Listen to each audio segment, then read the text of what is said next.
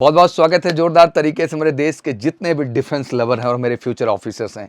आज exactly video बहुत खास होने वाला है। मुझे लगता है कि अब तक की सबसे बड़ी वैकेंसी और सबसे बड़ी अपॉर्चुनिटी, जितने भी मेरे छात्र हैं ग्रेजुएट हो चुके हैं या अपीयरिंग में हैं, मुझे लगता है इससे बेहतर अपॉर्चुनिटी कुछ हो ही नहीं सकती है। बिल्कुल जम के फॉर्म भरिए, जम के प्रिपरेशन करिए और जम के सफलता लीजिए।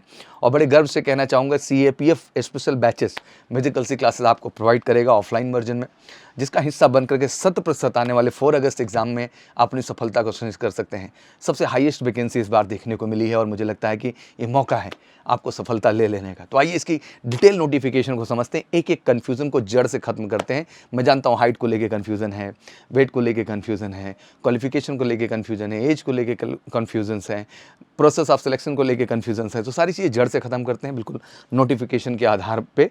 और मुझे पता है कि इसके बाद आप में क्लैरिटी आएगी, आप जम के इसका फॉर्म फिल करेंगे और फॉर्म फिल करने के साथ साथ आप जम के तैयारी करेंगे मेजर कलसी क्लास के साथ। और 4 अगस्त को बिल्कुल हम सब सफलता का झंडा गाड़ेंगे इस देश के अंदर, सेंट्रल आर्म पुलिस फोर्स में सबसे ज़्यादा सफलता देने का। तो बिल्कुल जैसा कि आप देख सकते हैं, union public service commission examination notice generate करता है। लास्ट डेट इसकी 14 मई तक है, मतलब आज से फॉर्म फिलिंग स्टार्ट हो चुकी है। Central arm police force assistant commandant, I think one of the greatest career opportunity अपने आप में है। बहुत बढ़िया मौका है। जो भी बच्चे आर्म फोर्सेस का हिस्सा बनना चाहते हैं उनके लिए सबसे बेहतरीन अपॉर्चुनिटी मैं इसलिए भी कहता हूं क्योंकि equal to lieutenant colonel rank आपकी ये होती है। तो अपने आप में बहुत ही वैल्यूड पोजीशन है आपके लिए। तो बिल्कुल फॉर्म, पहली बात तो जो भी अपीयरिंग कैंडिडेट्स हैं और जो ग्रेजुएशन कंप्लीट कर चुके हैं, तेज़ी के साथ जाइए और फटाफट इसको अप्लाई करिए। आ जाते हैं कुछ मोटी मोटी बातों को जिसको आपको समझना होगा। सबसे पहली चीज़ कि ऑनलाइन ही प्रोसेस होगा पूरा का पूरा। आप मेजर कलसी क्लासेस के वेबसाइट पे भी जा करके नोटिफिकेशन सेक्शन में ऑनलाइन इसको प्रोसेस कर सकते हैं पूरा का पूरा। एंड एक बड़ा संशय ये भी रहता है OTR प्रोफाइल को लेकर के। तो ध्यान रखिएगा कि in case the candidate want to effect any change in his an OTR profile, it shall be allowed only one in the life time. ध्यान रखिए OTR में एक ही बार में चेंज कर सकते हैं, दोबारा आप नहीं कर सकते हैं। और जो फर्स्ट टाइम आ रहे हैं, मैं कहूँ फर्स्ट टाइमर्स जो आ रहे हैं, बिल्कुल आपको मौका मिलेगा। 21/5 को एक बार ये मौका देंगे, आप अपने OTR में चेंज कर लीजिए। जो फ्रेशर्स आ रहे हैं, बट जो ऑलरेडी कर चुके हैं एक बार चेंज, उन्हें कोई भी स्कोप यहाँ पर नहीं है। मॉडिफिकेशन एप्लीकेशन वो भी ओपन होगा 15 से लेकर 21 तक। कोई भी इश्यूज़ होते हैं तो आप बिल्कुल में परिवर्तन कर सकते हैं, तो घबराइएगा मत बहुत ज़्यादा। कोशिश करें कोई इशू ना आए, ये भी एक क्रेडिबिलिटी है किसी कॉम्पिटिशन के लिए। विड्रॉ एप्लीकेशन बिल्कुल अलाउड ही नहीं किसी भी तरह से। अगर एक बार आपका सबमिट हो गया तो इसके जहन में ना रखें। ऑनलाइन एप्लीकेशन 14 मई तक अपॉर्चुनिटी है आपके पास। और इसे मैं इतनी लंबी डेट नहीं बताता हूँ, मैं तो यही कहूँगा अभी के अभी जाइए और तेज़ी के साथ अप्लाई करिए, ठीक है ना। आइए कुछ बेसिक और बातों को जानते हैं जो आपके लिए जानना बहुत है। नोटिफिकेशन बहुत बड़ी है, बट मोटी मोटी मैं हर बात आपसे डिस्कस करूँगा। Candidate required to apply online only, मतलब ऑनलाइन ही अप्लाई हो सकता है UPSC पे। और कहीं मत जाइएगा अप्लाई करने के लिए। Union public service commission with the hold of written examination on 4 August, 4 अगस्त की डेट भी फिक्स हो चुकी है।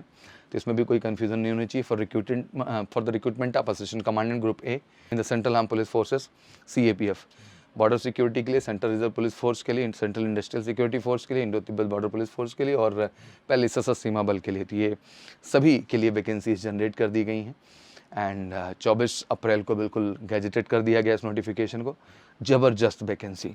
BSF अकेले 186 assistant commandant, CRPF 120, CISF 100, ITBP 58, SSB 42। अपने लाइफ में मैंने सबसे पहली बार 506 वैकेंसी देखी है। तो ग्रेट अपॉर्चुनिटी है, जम के आप लोग अप्लाई करिए और जम के सफलता को सुनिश्चित करिए। The number of vacancy mention above liable to alternation. Reservation will be given effect as per the policy. The government 10% of the vacancies are unmarked for ex serviceman। इसमें 10% एक्स सर्विसमैन के लिए अनमार्क कर दी गई हैं as per depend situation के अनुसार। Centre of examination तो काफ़ी सेंटर्स हैं, आप देख सकते हैं। अगर मोटा मोटा देखें 47 सेंटर हैं, तो अपने आप में NF सेंटर हैं। आपको अपनी सिटी के आसपास सेंटर मिल जाएगा, तो घबराने की ज़रूरत नहीं है। आप सोच समझ के अपने शहर के आसपास सेंटर ले सकते हैं जहाँ से आप बिलोंग करते हैं। The OBC candidate applying for the CPF examination must produce OBC non-creamy layer certificate based on the income for the financial year of 23-24, 22-23 and 21-22, 3 years का मांगेगा। After 1/4/2024, after completion of FY 2023-24 बिल्कुल complete हो चुका है 31 मार्च को। तो आप 1 अप्रैल 2024 के बाद ही उस शेड्यूल को लगाएंगे, but not later than the closing date of the application from the central arm police force. ऐसा नहीं होना चाहिए कि 14/5 के बाद आप लगाएं नॉन क्रीमी लेयर वाला, आपको पहले लगा देना, इस बात को ध्यान रखिएगा। फिर मोटा मोटा एलिजिबिलिटी कंडीशन में, जैसे कि आप ऑब्वियसली इंडियन सिटीजन होने चाहिए, इसमें तो मैंडेटरी है, बिना उसके आप कर ही नहीं सकते हैं। और मेल फीमेल दोनों हैं।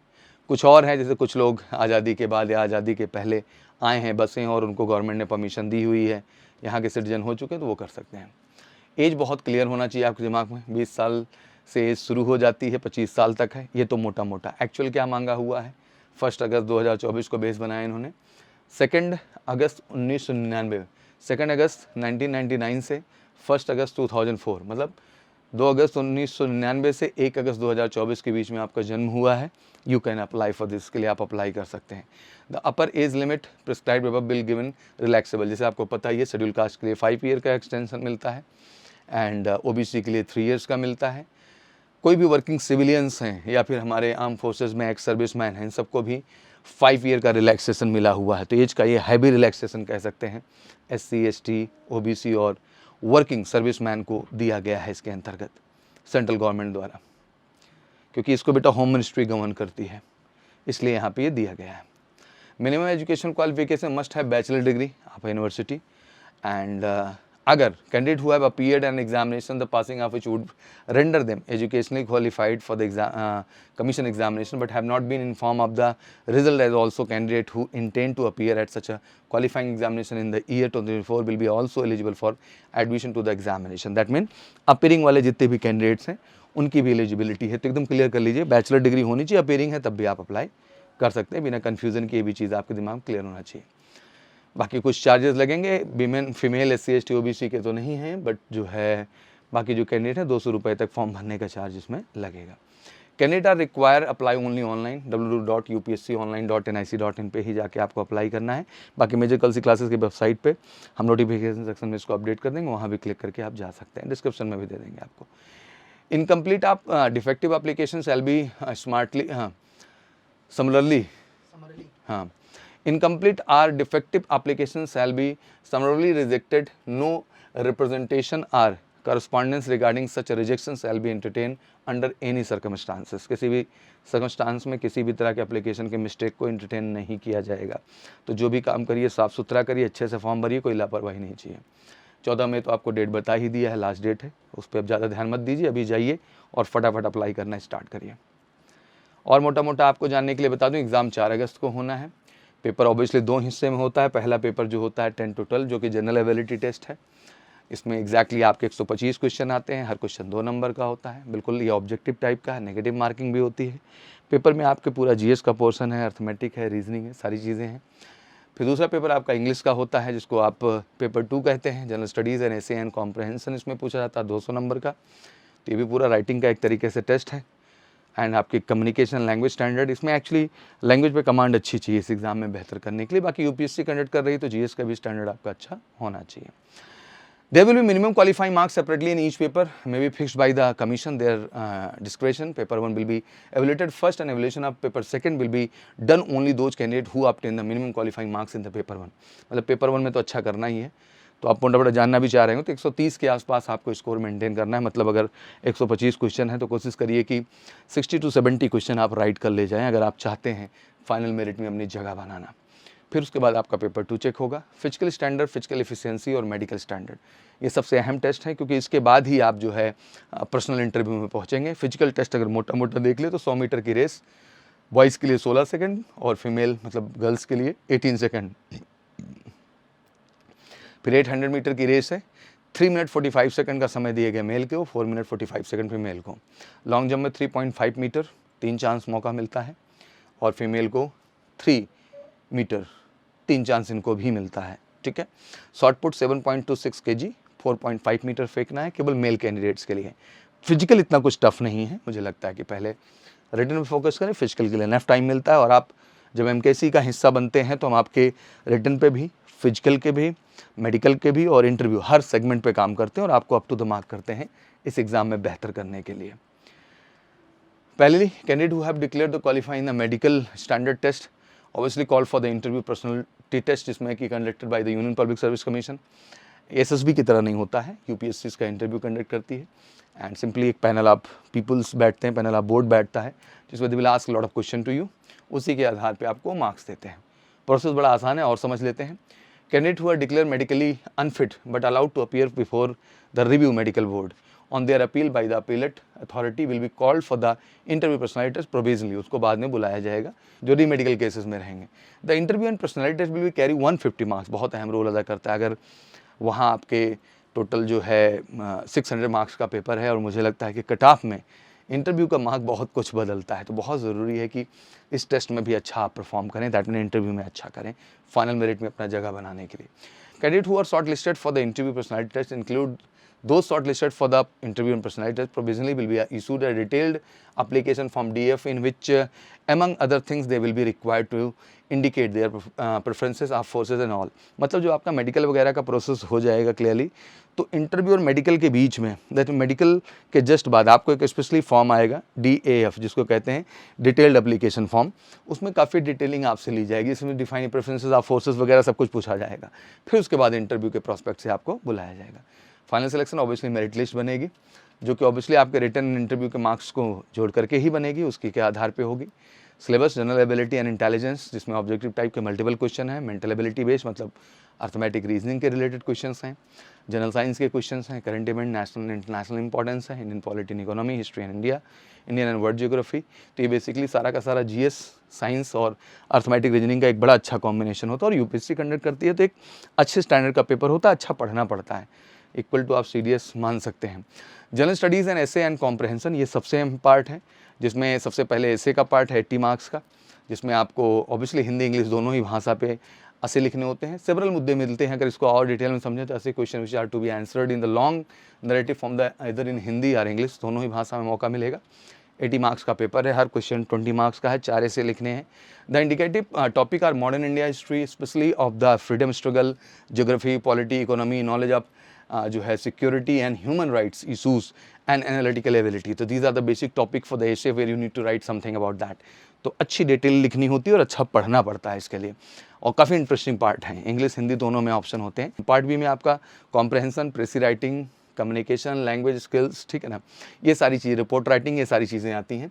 और ये बेसिकली 120 नंबर का हो जाता है और सब में आपको अच्छा करना होता है। और ये कह ले सकते हैं ना पूरा प्रेसी writing, developing counter argument, simple grammar and other aspect of language, मतलब लैंग्वेज का एक डिटेल टेस्टिंग है पार्ट बी में 120 क्वेश्चन, 120 नंबर का, तो जो बहुत अच्छा परफॉर्म करना पड़ता है। जब बहरहाल आप बनेंगे MKC का हिस्सा तो will do all the thing properly, don't worry about it. हम प्रॉपर आपका सेक्शन 1 सेक्शन 2 मतलब पेपर 1 पेपर 2 दोनों के लिए बेहतर ढंग से आपको तैयार करेंगे। Basically penalty for the wrong answer जरूर है। ऑब्जेक्टिव टाइप जो पेपर है उसमें रॉन्ग आंसर्स हैं, नेगेटिव मार्किंग आपकी रहेगी, 1/3 एज पर द प्रोसीजर रहेगा। एंड ध्यान रखिएगा, जो करना है सही करना है, वरना नहीं करना है। And this should be black ball point pen लेके जाना है, क्योंकि OMR बेस्ड है, बाकी राइटिंग भी करना है, तो ध्यान रखना है कि ब्लैक पॉइंट पेन लेके जाइए, उसी से लिखिए, वो चीज़ें आपके लिए अच्छी रहेंगी, बढ़िया। बाकी ये फॉर्म का फॉर्मेट है, इसको ध्यान से देख लीजिएगा, सावधानी से बढ़िए, एक अच्छी अपॉर्चुनिटी है और मैं चाहता हूँ कि आप सब अच्छा करें। मेडिकल फिजिकल स्टैंडर्ड को लेके भी जो डर रहता है वो भी क्लियर कर दूँ। हाइट केवल 165 चाहिए होती है, तो बहुत बड़ी हाइट नहीं है। फीमेल केवल 157 चाहिए होती है, बिना मतलब का अफवाह ना फैलाया करें। 157 बहुत ही जेन्युइन हाइट है, 165 भी अमूमन हर कैंडिडेट होगा यहाँ पे। 81 सेंटीमीटर, जिसमें 5 सेंटीमीटर का एक्सपेंसन है मेल में, फीमेल में वो भी नहीं। वेट 50 kg एंड फीमेल के लिए 46 kg, आइडली है, 2-4 किलो इधर उधर चलेगा। मेडिकल स्टैंडर्ड में डिस्टेंस 6/6 तो बेटर आई है ही, वर्स आई करेक्टेड अगर 6/12 भी है, नो इशू। 6/9, 6/9 उसके बाद with glasses and LASIK surgery दोनों अलाउड किए हैं। लिमिट ऑफ जो है refractive errors in permitted -4D, जो कि इंक्लूडिंग सिलेंडर मायोपिया, -4.00D, ध्यान से देख लीजिए, और +4.00D including cylinder hypermetropia, +4.00D maximum है। तो इसको भी लेके बहुत ज़्यादा घबराने का, आई साइड सर बहुत वीक है, इससे ज़्यादा वीक तो नहीं होगी। और कलर परसेप्शन में भी CP 3rd तक अलाउड है, CP 3rd तक अलाउड है, इस बात को ध्यान दीजिएगा। LASIK surgery correction permitted subject, जैसे कि लेसिक सर्जरी कराए हैं तो एज 18 से 35 साल होनी चाहिए, एक्सल लेंथ होना चाहिए, कॉर्नियल थिकनेस इतनी होनी चाहिए, सब डिफाइन ही कर दिया गया आपका। तो अगर इसके पैरामीटर में आ रहे हैं तो कोई इशू नहीं है, आप लेसिक सर्जरी भी करा के वहाँ जा सकते हैं, दैट्स नॉट इशू। बाकी मेडिकल के बहुत सारे और पैरामीटर हैं, जब आप हमारे मेडिकल सेंटर पे आएंगे सारी चीज़ें हम सही करेंगे। कैरी एंगल हो गया, ईयर हो गया, नोज़ हो गया, नेक हो गया, टीथ हो गया, बाकी वेनियर डिजीज़ हो गई, कॉनिक स्किन डिजीज़ हो गई, जनरल स्टैंडर्ड्स हो गए, तो बहुत सारी चीज़ें हैं। जब टैटू क्लॉजेस हो गए, क्या क्या उसके पैरामीटर हैं, क्या क्या चीज़ें उसमें आती हैं, ठीक है ना। वेट का पूरा क्राइटेरिया बताया हुआ है कि कितनी हाइट पे आपका क्या वेट होना चाहिए एग्जैक्टली, 165 के ऊपर मेल का और 157 के ऊपर फीमेल का, देख लीजिएगा, सारा नोटिफिकेशन में सारा डिटेल दिया। तो ये थी पूरी डिटेल्ड नोटिफिकेशन जो मुझे आपको बतानी थी। आशा करता हूँ कि मैंने सारे पॉइंट्स कवर कर दिए हैं, कुछ छूटा नहीं है इसमें से, और आप में एक क्लैरिटी आ चुकी होगी। अब बस सावधानी से फॉर्म भरिए, और फॉर्म भरने के साथ साथ एक बहुत अहम चीज़ हो जाती है कि आपको एक फॉर्म भरने के साथ साथ एक बहुत अहम चीज़ हो जाती है, एक रियल प्रिपरेशन। तो बिल्कुल एमकेसी तैयार इस बार कमर कस के सीपीएफ में बेस्ट रिजल्ट क्रिएट करने के लिए, और इससे बेहतर अपॉर्चुनिटी कुछ हो नहीं सकती। तो जितना फॉर्म भरने में सिंसियरिटी, उतनी ही बेहतर तैयारी के लिए बेहतरीन टीचर टीम देंगे आपको, जिसमें हिस्ट्री पॉलिटी के एक्सपर्ट, ज्योग्राफी इकोनॉमिक्स के एक्सपर्ट, साइंस के एक्सपर्ट, साथ ही साथ अर्थमेटिक रीजनिंग के एक्सपर्ट और प्रॉपर डिस्क्रिप्टिव इंग्लिश के भी एक्सपर्ट। तो पूरी एक वर्सटाइल टीम काम करेगी। पूरा इंटरव्यू पैनल भी प्रोवाइड करेंगे, मेडिकल फैसिलिटीज़ भी आपको प्रोवाइड करेंगे, पूरा फिजिकल ट्रेनिंग का पैरामीटर भी प्रोवाइड करेंगे। दैट मीन 100% जो सीपीएफ में सक्सेस की गारंटी वाली तैयारी हो सकती है वो केवल मेडिकल से देगा। तो इस बार वाकई में गारंटीड अपनी जगह इसमें बनाना चाहते हैं तो वेलकम टू एमकेसी। बिल्कुल गारंटी बैच होगा आपके 100% रिटर्न से लेके फाइनल मेरिट तक की सफलता के लिए। तो फिर इंतजार नहीं होना चाहिए, कॉल होना चाहिए 9696330033 पर, और कॉल करके फटाफट आप बुकिंग करिए और तेज़ी से अपने बैचेस को स्टार्ट करिए। Thank you so much, wish you good luck. जय हिंद, जय भारत।